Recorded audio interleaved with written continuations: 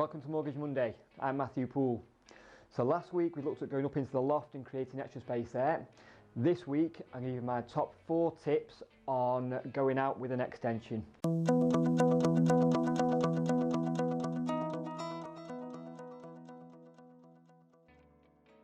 this week's video I'm going to give you my 4 top tips on how to go about starting to look at building an extension.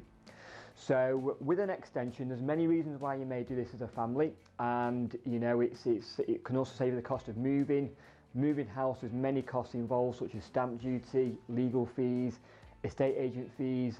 So it's becoming more and more common now to build and extend your current property rather than moving house. So with an extension, the possibilities are endless. You can do a single story extension, which will give you much more living space in the property.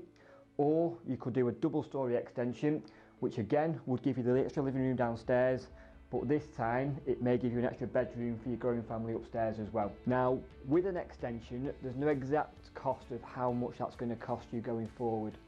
Now a good rule of thumb though is, depending on the location, the specification, the size of the extension, you're looking at between £1,000 and £2,000 per square metres.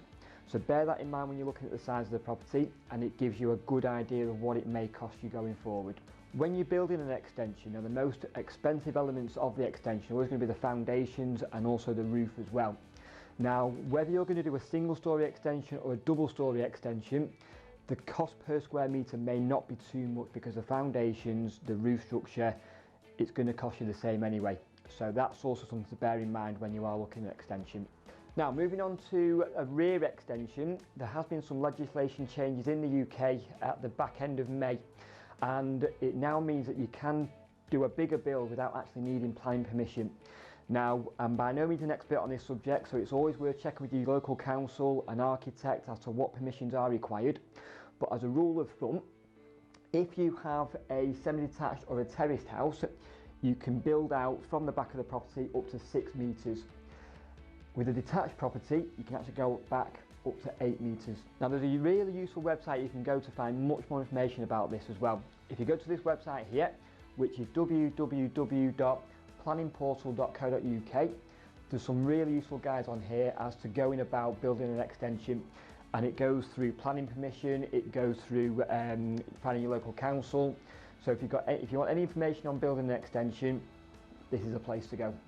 So now to give you my top 4 tips on how to go about starting to think about building an extension.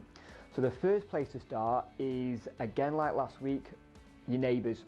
Have any of your neighbours had extensions done? Knock on, ask them for advice, ask them what the process was, have a look around. It's a really good place to start. Recommendations would be my second tip as well. So you can use your professional network on LinkedIn for builders, architects.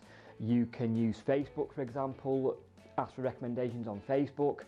When you ask for recommendations on this sort of subject, people will only recommend people that have done a good job for them, so it's a really good place to start. My third tip would be to make sure that when you are investing in an extension, make sure you're wary of the ceiling prices of the properties in your area. So what you don't want to do is invest in the property and you're not going to make a return on it, you know, so you may move house in the future, so make sure that if you do an extension, there's money to be made there. Fourth tip and final tip would be, when you are budgeting for an extension, make sure you add a 10% buffer on your spend, as there's always costs that come out that you may not be wary of. So thank you for joining me this week on Mortgage Monday. I hope you found the tips in that useful. If you'd like any further information on how to go about starting your extension, comment below with the word extension and I'll send you across my top tips plus a few additional websites which you may find really useful. So follow me on LinkedIn, subscribe on YouTube, and I'll see you next week for Mortgage Monday.